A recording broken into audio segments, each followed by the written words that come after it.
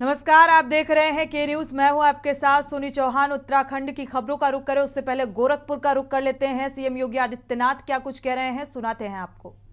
मुंबई में वही पैसा आज दक्षिणांचल में ही लगेगा और यही उद्योग लगेंगे, यहीं के नौजवानों को यहाँ ट्रेनिंग दी जाएगी, यहीं पे उन्हें नौकरी देने का काम भी करेंगे। और आज इसी प्रक्रिया को आगे तेजी के साथ आगे बढ़ाने का कार्य किया जा रहा है।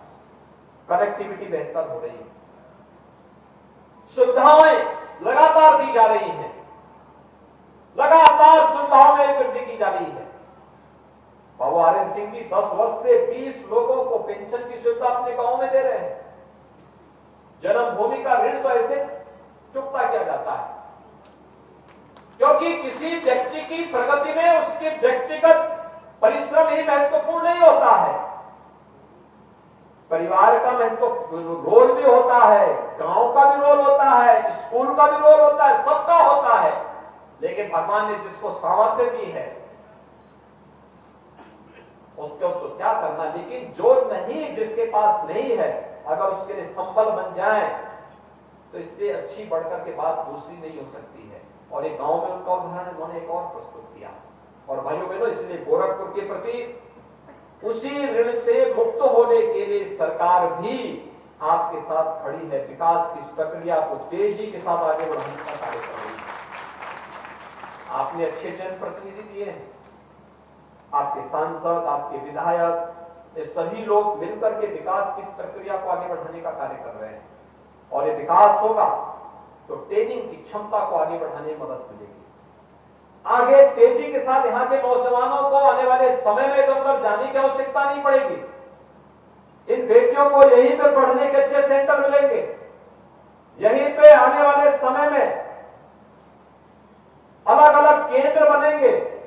कहीं नर्सिंग की पढ़ाई हो रही है, कहीं फार्मेसी की हो रही है, कहीं टेक्निकल एजुकेशन की हो रही है, कहीं वोकेशनल एजुकेशन की हो रही है, कहीं हायर एजुकेशन में अच्छे अच्छे कोर्सेज आ रहे हैं, कहीं मेडिकल की पढ़ाई के लिए बच्चों को यहीं पे तैयारी के सेंटर मिलेंगे। और अभिभावक को फिर चिंतित होने की आवश्यकता भी नहीं पड़ेगी।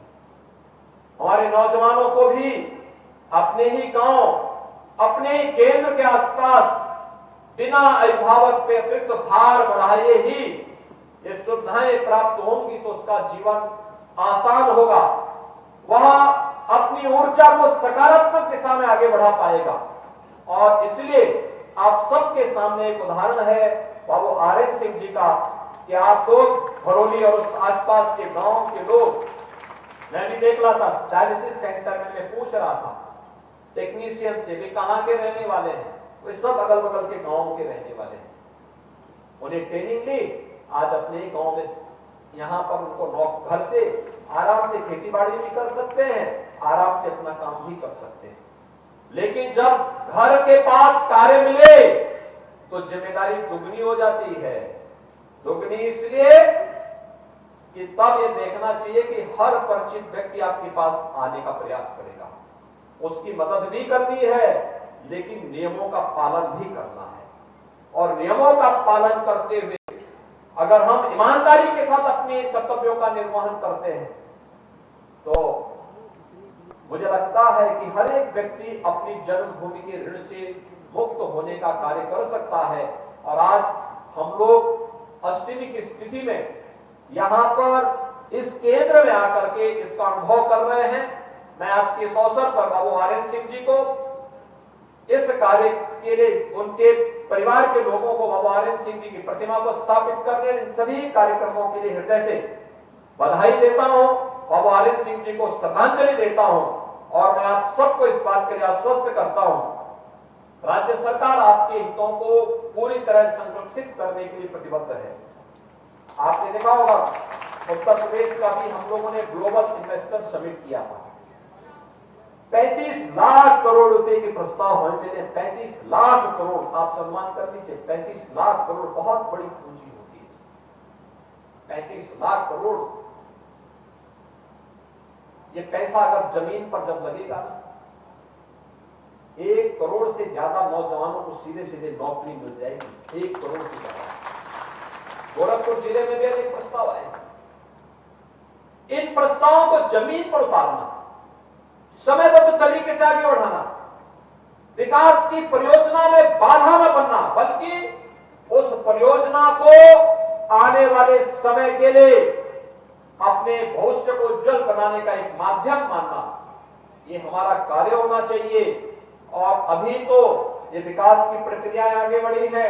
राम जानकी मार्ग जब अयोध्या से सीतामढ़ी तक सीधे बनेगा और वहां से जनकपुर तक बनेगा, तो आप लोग अपने आप को सौभाग्यशाली मानेंगे कि आप लोग अपने पूर्वजों की धरोहर को सोचिए। कब आज से हजारों वर्ष पहले भगवान राम मां जानकी को लेकर किसी मार्ग से अयोध्या गए थे, जनकपुर से अयोध्या गए थे। आज वो मार्ग 2 लेन और कहीं कहीं 4 लेन बन रहा है। कितना सौभाग्यशाली हैं आप, इतनी समृद्ध विरासत को। और इस वर्ष तक अयोध्या में राम मंदिर का निर्माण भी होगा। आप भी जाके कह सकते हैं कि हमने भी योगदान दिया। बाबू आर्यन सिंह जी ने 1 करोड़ रुपए का दान राम मंदिर निर्माण के लिए दिया, तो आप भी जाके कह सकते हैं तो हमारे गांव का भी योगदान है, हम भी मंदिर निर्माण में योगदान किए। राम मंदिर का निर्माण भारत के राष्ट्र मंदिर के निर्माण जैसा है। 500 वर्षों के बाद यह अवसर हमें प्राप्त हुआ है और इस अवसर के लिए हम सबको प्रधानमंत्री जी के प्रति, भारत की न्यायिक व्यवस्था के प्रति सम्मान का भाव व्यक्त करते हुए अपने आप को सदैव इस बात के लिए तैयार रखना होगा कि आने वाले समय में हमारी विरासत को भारत की आन, मान और शान के खिलाफ कोई दुस्साहस न करने पाए, इसके लिए सदैव सचेत होकर के हमें कार्य करना होगा। आज के इस अवसर पर मैं एक बार फिर से आप सबको रामनवमी की और चैत्र नवरात्रि की हृदय से बधाई देता हूं, अपनी शुभकामनाएं देता हूं। बाबू आर्यन सिंह जी को विनम्र श्रद्धांजलि अर्पित करते हुए उनके परिवार के सदस्यों को धन्यवाद देता हूं कि उन्होंने दक्षिणांचल को एक अच्छी चीज यहां पर उपलब्ध कराई है। इसके लिए उनका पूरा परिवार बधाई का पात्र है। आप सबके प्रति मेरी शुभकामनाएं। धन्यवाद। जय हिंद।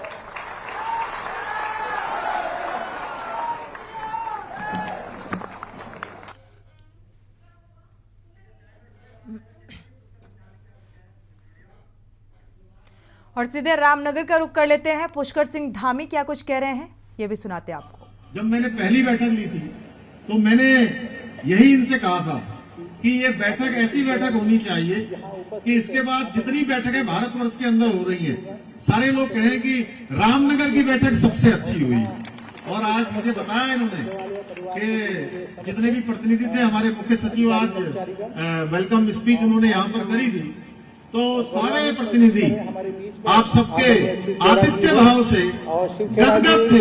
और वो इतना ही नहीं, जब यहाँ से जाएंगे तो वो केवल एक प्रतिनिधि के नाते, डेलीगेट्स के नाते वापस नहीं जाएंगे। जब वो यहाँ से जाएंगे तो रामनगर के, जिम कॉर्बेट के और उत्तराखंड के ब्रांड एम्बेसडर बनकर दुनिया में काम करेंगे। जो प्रसिद्ध है, उनके द्वारा लाखों लोग लाभान्वित हुए हैं और उसका अपनी कार्य क्षमता वृद्धि करके सफलता की पहुंचे हैं। और विशेष तौर से आपके द्वारा अनेकों जो योजनाएं, अनेकों प्रकार के जो हम अब फैसले ले रहे हैं, निर्णय ले रहे हैं, केवल फैसले ही नहीं ले रहे हैं बल्कि इनको धरातल पर उतार भी रहे हैं। इस बात का सबूत रिकॉर्ड समय में हमारे द्वारा किए गए विभिन्न योजनाओं का लोकार्पण भी है। कई बार योजनाएं शुरू तो हो जाती हैं, योजनाओं के शिलान्यास तो हो जाते हैं, लेकिन योजनाओं के लोकार्पण नहीं होते हैं। हमने तय किया है कि जिन योजनाओं का हम शिलान्यास करेंगे, उन सारी योजनाओं का लोकार्पण भी करेंगे। यानी कि जो योजनाएं प्रारंभ होंगी, उन सभी योजनाओं को हम पूरा करेंगे, उन योजनाओं को आगे बढ़ाएंगे। हमारी नीति और नियत दोनों उत्तराखंड को आगे बढ़ाने की है। उत्तराखंड हिंदुस्तान का श्रेष्ठ राज्य बने, उस दिशा में हम लोग काम कर रहे हैं। पिछले दिनों अभी जिसके बारे में यहाँ से आदरणीय दीवानदा ने भी और हमारे प्रताप बिष्ट जी ने भी उल्लेख किया कि परीक्षाओं में धांधली, ये परीक्षाओं में धांधली एकदम से अचानक से आई और बहुत सारे लोगों को लगने लगा। मैं एक बार दिल्ली गया तो दिल्ली में तमाम सारे मीडिया के मित्र मिल गए और उन्होंने मुझे घेर लिया। एकदम से बोले कि अरे रुकिए, बताइए आपकी उत्तराखंड में ये अचानक घपले घोटाले कहां से होने लग गए। इतने घपले निकल रहे हैं, इतने घोटाले निकल रहे हैं, जैसे उनको लग रहा था कि ये घपले घोटाले अभी हुए हैं। मैंने कहा बहुत अच्छा अवसर मुझे मिल गया है और मैं समझ गया 1 मिनट में कि पूरे भारतवर्ष के अंदर और ये बात जा रही है कि ये अभी और ये भारतीय जनता पार्टी के समय में या पुष्कर सिंह धामी के कालखंड में ये घपले घोटाले तो नहीं होने लग गए इतने सारे। तो मैंने कहा आप लोगों ने मुझे बहुत अच्छा मंच प्रदान कर दिया है। मैं बताता हूं आपको कि ये घपले घोटाले आज के नहीं है, ये घपले घोटाले 2014-15 से लगातार हो रहे थे, रुकने का नाम ही नहीं ले रहे थे। हर बार इनकी शिकायत होती थी, हर बार गड़बड़ियों की बात आती थी, लेकिन जांच नहीं होती थी, जांच नहीं होती थी। हर बार बात उठती थी, फिर बात खत्म हो जाती थी। भाइयों बहनों, मैं अपने बड़े बुजुर्गों से, अपनी माताओं बहनों से, जिनका आशीर्वाद हमको सदैव मिलता रहा है, माताओं बहनों के लिए इसीलिए हमने अनेकों योजनाओं को भी प्रावधानित किया गया है। लगातार हम सोच रहे हैं कि हमारी माताओं बहनों का जीवन आगे बढ़े। मैं उनसे भी विनम्र होकर कहना चाहता हूं, क्योंकि उनके बेटे बेटियों का ये भविष्य का प्रश्न है। तो हमने कहा कि इस बार भी शिकायत आई है, शिकायत आई, हमने उसकी जांच लिख दी और जांच जब करवाई तो उसमें गड़बड़ियां ही गड़बड़ियां सामने आने लगी। कोई किसी के खिलाफ कार्रवाई नहीं करता था। हमने तय किया कि एक भी आरोपी होगा, चाहे छोटा होगा, चाहे बड़ा होगा, चाहे कितनी भी बड़ी पहुंच वाला होगा, अब हम उसके खिलाफ कार्रवाई करेंगे। और हमने कार्रवाई करी, 90 से भी ज्यादा लोगों को जेल की सलाखों के पीछे भेज दिया भाई। इतना ही नहीं, हम कार्रवाई भी कर रहे थे, लेकिन उसके बाद भी कार्रवाई चल रही थी, उनकी कार्रवाई भी चल रही थी। हमने कहा इसके लिए तो अब ऐसा करना पड़ेगा कि ये हमेशा हमेशा के लिए ये नासूर समाप्त हो जाए और इसकी सर्जरी हो जाए पूरी तरह से। इसलिए हम बहुत मंथन करने के बाद भारतवर्ष का सबसे कड़ा कानून नकल अध्यादेश के रूप में लेकर आए, नकल अधिनियम के रूप में लेकर आए, जिसमें जहां उम्र कैद तक की सजा का प्रावधान है, सारी संपत्ति जब्त करने का प्रावधान है, और जो परोक्ष हो या प्रत्यक्ष रूप से जो करेगा उसके खिलाफ तो कार्रवाई होगी, लेकिन जो परोक्ष रूप से भी इस गलत काम में, इस अपराध में संलिप्त होगा, उसके खिलाफ भी कड़ी कार्रवाई की जाएगी।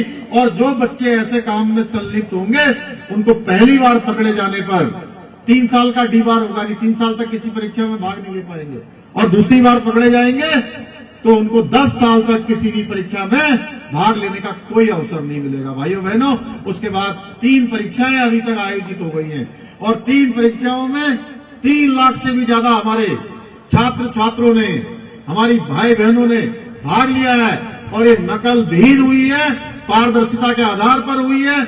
और जो हमने कैलेंडर आयोग ने जारी किया गया है, उसमें हम किसी भी हमारे बेटे बेटी का एक दिन का भी समय बर्बाद नहीं करना चाहते हैं। जो कैलेंडर जारी हो गया वो कैलेंडर पूरी तरह से लागू होगा। अप्रैल माह में 4 बड़ी परीक्षाएं आयोजित होने वाली हैं। हम अपने बच्चों के साथ, बेटे बेटियों के साथ किसी भी प्रकार का, चाहे हमारे तमाम संसाधनों की कमी है, लेकिन जितने भी सरकारी पद रिक्त हैं, एक सरकारी पद पर नियुक्ति की प्रक्रिया हमने प्रारंभ कर दी है। वो जब तक पूरे पद नहीं भर। तो रामनगर से सीधी तस्वीरें आप देख पा रहे थे। उत्तराखंड के सीएम पुष्कर सिंह धामी को सुन रहे थे, जो कई अहम बातों का जिक्र करते नजर आ रहे थे, क्योंकि जो विपक्ष है वो लगातार घेरता रहा है भ्रष्टाचार के मसले को लेकर, जिस तरीके से लाठीचार्ज हुआ उसको लेकर, और उसी बात का जिक्र करते हुए नजर आ रहे थे। यहाँ रुकेंगे एक छोटे से ब्रेक के लिए, लौटेंगे जल्द। आप देख रहे हैं के न्यूज, खबरों का सारथी। ब्रेक से वापस आ रहे हैं, रुक करते हैं उत्तराखंड की खबरों का। रामनगर में G20 बैठक को लेकर रामनगर शहर का कायाकल्प किया गया और इसी के तहत राजकीय इंटर कॉलेज ढिकुली को प्रशासन ने हाईटेक बना दिया, जिसे देखकर सीएम धामी भी अचंभित हो गए। स्कूल के भवन को सुसज्जित किया गया है और साथ ही उच्च कोटि के फर्नीचर लगाए गए हैं। इस मौके पर सीएम धामी ने स्कूल का लोकार्पण किया। G20 समिट का फायदा रामनगर के एक सरकारी विद्यालय को मिला है।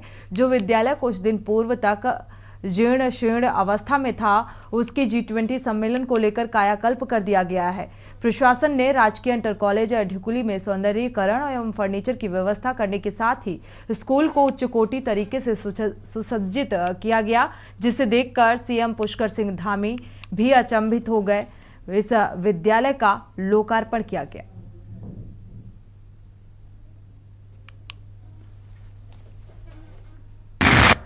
G20 के उपलक्ष्य में जो विभिन्न प्रकार के यहाँ पर विकास कार्य सरकार के द्वारा किए गए हैं, उसमें राजकीय इंटर कॉलेज ढिकुली का जीर्णोद्धार का कार्य अपने आप में एक अलग ही पहचान रखता है। और जो यहाँ पर ये कार्य किया गया है, ये निश्चित ही भविष्य में शिक्षा के क्षेत्र में दूरगामी परिणाम सामने आएंगे इसको लेकर के।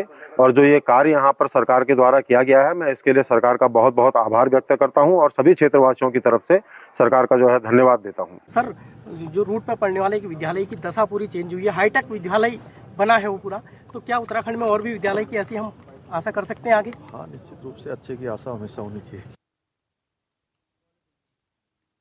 हरिद्वार की गुरुकुल कांगड़ी यूनिवर्सिटी में केंद्रीय गृह मंत्री अमित शाह के दौरे को लेकर बड़े पैमाने पर तैयारियां जोरों पर हैं। अमित शाह यहां यूनिवर्सिटी के 113वें दीक्षांत समारोह में शामिल होंगे। समारोह के दौरान अमित शाह को यूनिवर्सिटी विद्या मार्तंड की उपाधि से भी नवाजा जाएगा।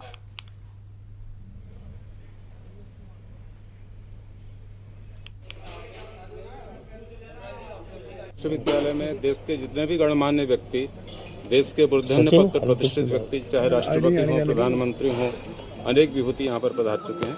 उसमें महात्मा गांधी अनेक बार यहाँ गुरुकुल कांगड़ी विश्वविद्यालय में पधारे और जैसा कि हम लोगों को विदित है, महात्मा की उपाधि भी स्वामी श्रद्धानंद जी के द्वारा पहली बार उनको यहाँ पर प्रदान की गई। उसके बाद राजेंद्र प्रसाद जी, डॉक्टर राधाकृष्णन जी, लाल बहादुर शास्त्री, श्रीमती इंदिरा गांधी, मीरा कुमार, पंडित जवाहरलाल नेहरू इत्यादि अनेक महापुरुष वर्तमान में, चंद्रशेखर जी, सामान्य राजनाथ सिंह जी, और इस अवसर पर सामान्य गृह मंत्री श्री अमित शाह जी पधार रहे हैं इस कार्यक्रम। हमारे यहाँ ये विद्या मार्तंड की उपाधि है, जो सर्वोच्च सम्मान इसमें की उपाधि है, वो इनको दी जाएगी। जो 113वां हमारा दीक्षांत समारोह है, जो कि 8 साल के बाद 2015 में पहले हुआ था और 8 साल के बाद हो रहा है। और इसकी वजह से छात्र छात्राओं में, हमारे शिक्षकों में, आसपास के सभी आर्य समाजी विद्वजनों में जो बड़ा उत्साह है। देखिए, अमित शाह जी देश के ऐसे नेता हैं कि गुरुकुल कांगड़ी विश्वविद्यालय द्वारा जो एक विद्या मार्तंड की उपाधि दी जा रही है, निश्चित रूप से इससे जहां अमित शाह जी के लिए गौरव की बात है, मैं विश्वविद्यालय के लिए भी गौरव की बात है, क्योंकि इतने बड़े नेता को, जिन्होंने देश की राजनीति में एक आमूलचूल परिवर्तन किया है, ऐसे बड़े नेता को, जिन्होंने कश्मीर की समस्या को चुटकियों में सुलझाया है, ऐसे बड़े नेता का यहाँ पर गुरुकुल में स्वागत और अभिनंदन करते हुए मुझे प्रसन्नता इस चीज़ की है कि गुरुकुल कांगड़ी विश्वविद्यालय से मुझे भी ग्रेजुएशन करने का सौभाग्य मिला था। रुक करते हैं गढ़वाल का, जहां राष्ट्रीय राजमार्ग 58 श्रीनगर रुद्रप्रयाग के बीच नरकोटा नौगांव एक डंपर दुर्घटनाग्रस्त हो गया। जिला आपदा प्रबंधन अधिकारी नंदन सिंह रजवार द्वारा बताया गया कि प्रातः 4 बजे जिला आपदा कंट्रोल रूम से DDRF टीम को सूचना मिली कि नरकोटा नौगांव के नजदीक एक हाईवे में डंपर दुर्घटनाग्रस्त हो गया है। सूचना मिलते ही जिला मुख्यालय से DDRF टीम मौके पर पहुंची। डंपर खाई में जा गिरा था। डंपर चालक पर चोटें, इस पूरे हादसे में उसे गंभीर चोटें आई हैं। रेस्क्यू टीम द्वारा चालक को सुरक्षित बाहर निकाला गया। 108 के माध्यम से श्रीनगर अस्पताल भेजा गया है, इलाज जारी है।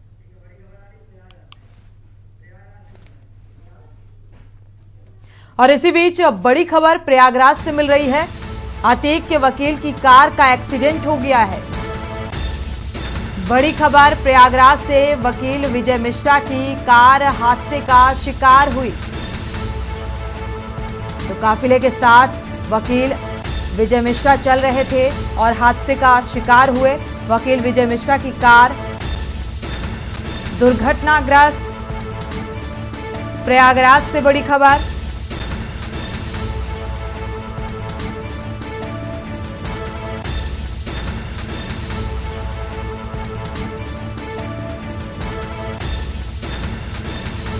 काफिले के साथ ही ये वकील चल रहे थे। अतीक अहमद के वकील की कार का एक्सीडेंट हुआ है।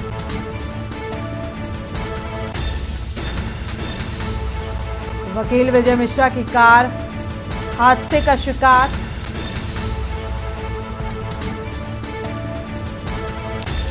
और काफिले के साथ ही चल रहे थे।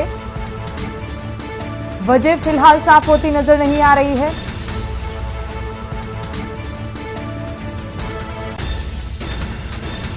विनय मिश्रा इसी खबर पर संवाददाता जुड़े हुए हैं ज्यादा जानकारी के लिए। विनय, जो वकील हैं अतीक अहमद के, उनका जो काफिला के साथ निकले हुए थे, क्या वजह साफ होती नजर आ रही है? इस हादसे की वजह क्या रही?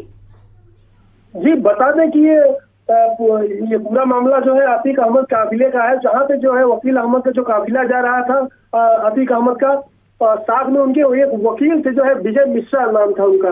ये वो हादसे का शिकार जो है हुए हैं। काफिले में इनकी गाड़ी जो है टकराई है। अभी चीजें कुल मिला के साफ नहीं हो पा रही किस चीज से टकराई है, लेकिन ये हादसे का शिकार हुए हैं। विनय, क्या जानकारी मिल पा रही है कि हादसा किस वजह से हुआ? क्योंकि जब काफिले के साथ निकले हैं तो और भी गाड़ियां आगे पीछे रही होंगी। क्या इसमें वकील को भी चोटें आई हैं, घायल हुए हैं? क्या जानकारी इस संबंध में? जी, अतीक अहमद का जो काफिला था, इनके जो है वकील जो है विजय मिश्रा भी कार में आगे पीछे ये भी लगे थे, जो कि हादसे का शिकार हुए हैं। और अभी तक चीजें साफ नहीं हो पाई हैं, और जैसे ही साफ होती हैं हम जरूर आपसे शेयर करेंगे उसको। शुक्रिया इस तमाम जानकारी को साझा करने के लिए। तो हादसे का शिकार वकील विजय मिश्रा की कार दुर्घटनाग्रस्त हुई है। हालांकि वजह स्पष्ट होती नजर नहीं आ रही है। काफिले के साथ ही चल रहे थे वकील मिश्रा की कार दुर्घटनाग्रस्त। स्थिति जो है वो बेहद ही संदिग्ध नजर आ रही है। प्रयागराज से बड़ी खबर, क्योंकि इससे पहले ही सुप्रीम कोर्ट से भी एक बड़ा झटका लग चुका है। जो अतीक अहमद के वकील थे, उन्होंने सुरक्षा की जो याचिका दायर की गई थी उसको वापस ले लिया था और काफिले के साथ ये निकले हुए थे। प्रयागराज से बड़ी खबर, और हादसे का शिकार हुई ये गाड़ी। इसी के साथ खबर उत्तराखंड में फिलहाल बस इतना ही। आगे खबरों के लिए आप देखते रहिए के न्यूज इंडिया। आप देख रहे हैं के न्यूज, खबरों का सारथी।